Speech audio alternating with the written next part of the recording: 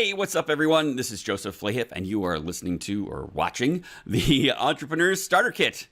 Let's get going. So, in this session, we're going to talk about business plans and what you shouldn't do. So, don't do a business plan. I know, it's crazy. I'm a planner guy with like decades of history in planning, and I'm telling you, don't do a business plan. But I don't want you to do a business plan because business plans worked great back in the 80s, 70s, 60s, maybe even a little bit in the 90s, but we don't have the luxury anymore of knowing everything ahead of time. So you need to do something else that's lighter weight and easier to adapt. You're still going to do some planning, you're still going to do some thinking, lay things out, but you're going to do it quickly and you're going to get feedback and you're going to keep iterating, right? This is the theme you're sensing here from me. So this is what is called a lean business canvas. I don't remember the guy's name who developed it, but it wasn't me. But basically, it's a way to put on one sheet of paper everything about your business. And I'll just walk you through this example. You've got a PDF version that you can fill out.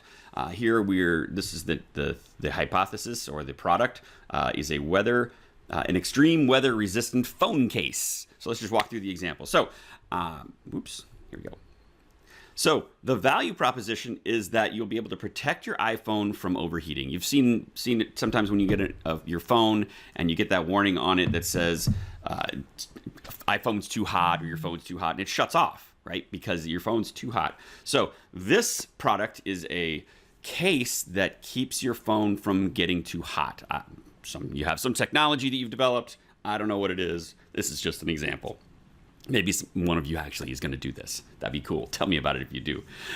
So that's the value proposition, that people want to have their phones be cooled so that they are not overheating in the sun. Who's your customer? What are your customer segments? Well, people who own iPhones, because I've never had that pop up on my Android phone, but people who own iPhones have that. I'm sure Androids do it too, and usually outdoor enthusiast people, right? Because they're going to be the ones that are outside with an iPhone. So if you hear that intersection of those two people, boom, that's you. You're the customer. You are the person who would really love this product. And so we want to look at, okay, what are the relationships? How do you get those people? How do you keep those people? And how do you grow your market? So in this model, we're going to get our customers through social media. We're going to work with like influencers probably and get people to talk about this thing and how cool it is. We're going to do in-store merchandising. So we'll have end caps in stores that sell phones or something like that. And we're going to grow this is a tough one with this. Like, okay, how do you grow that kind of a business? Well, you do more social media, but maybe we'll have a referral program. So if you have one of these and you refer a friend, then you get some extra bonus or something like that. I don't know. This is what the canvas does, is it helps you go, I haven't thought about that. Let's maybe explore that and get that a little bit better. Now, what are the channels that we're going to use to distribute this? Well, we'll do from our website. We'll have a website where you can directly buy from the web. Obviously, we'll put them on Amazon so that they're saleable there.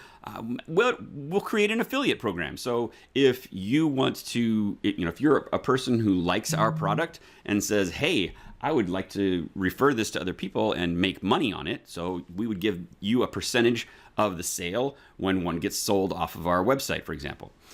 So that's an affiliate sale. And maybe brick and mortar places, right? So phone stores or, some kind of electronic supply store, Walmart or Target, some kind of brick and mortar place, or phone sales outlets. Okay.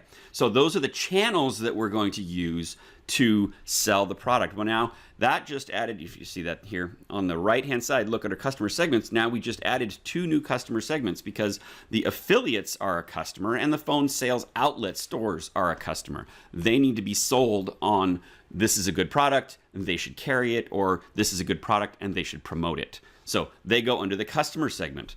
Now let's take a look over here at who are our key partners. Well, We need somebody to do manufacturing. So that will be a key partner that we need to, a relationship that we need to establish.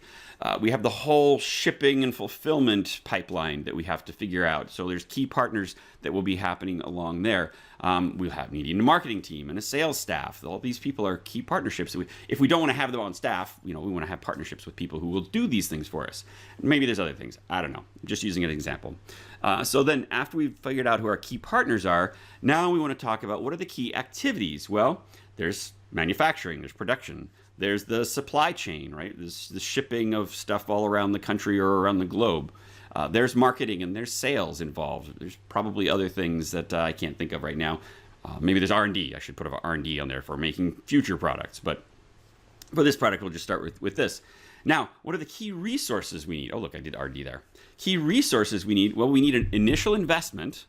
That's a resource so that we can do the R&D on the product. We need a patent for the case, right? Because the technology that's in the case is hot, well, cold actually, and people are going to want it. So you need a patent on that. That's a key resource that you have. An affiliate network, right? You need some kind of system that is going to allow you to have affiliates and then some way of processing all that. You need great designers so that you can design a cool product that looks nice and feels nice that people are going to want to buy. It's not just because that it keeps your phone from overheating. That needs to be a bonus on top of the basics of a phone case that people like. Okay, so then we've got a lot down here. Now let's talk about cost structure.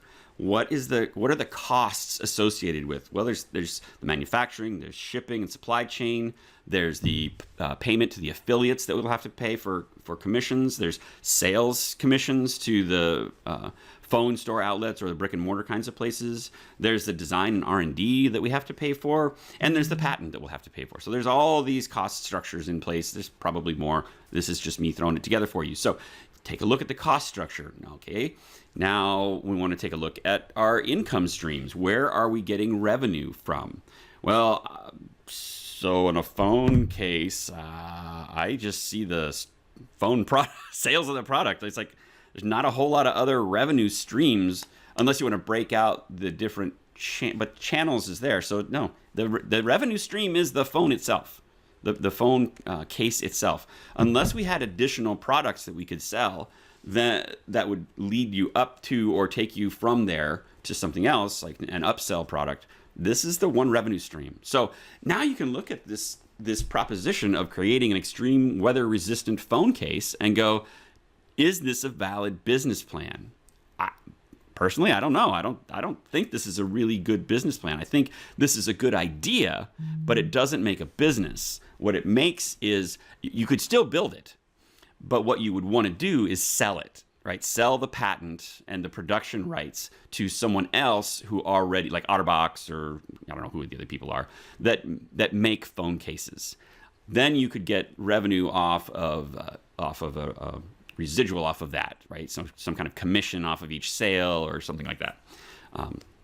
So that's the idea behind the Lean Business Canvas. It's quick, it's easy. You don't spend a ton of time developing a plan and all this, forecasts and stuff that you can't really tell right now.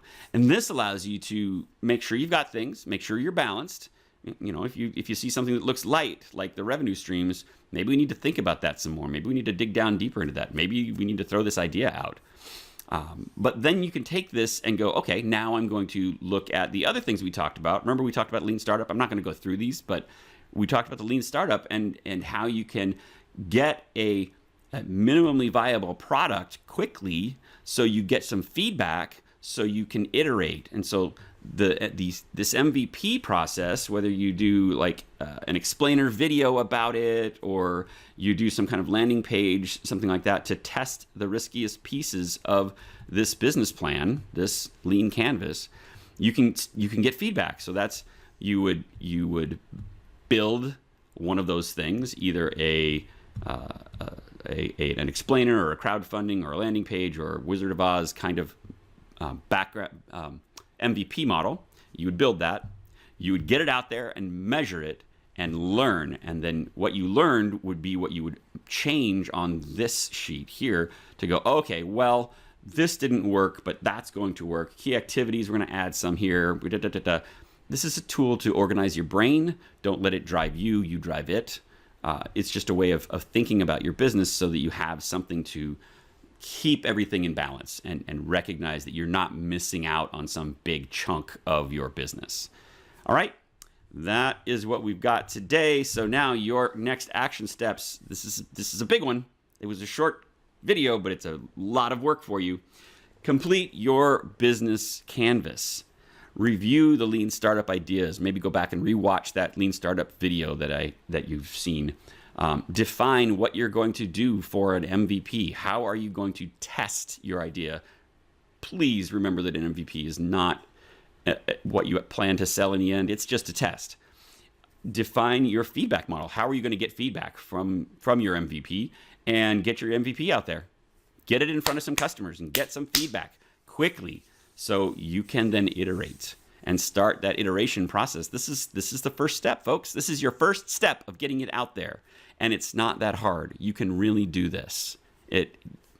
These tools allow you to do it without having to go through a huge production process, right? So do it. Get it going, and let's make your dream happen. All right? Thank you for listening today, and I look forward to talking to you again soon. This has been Joseph Lahiff.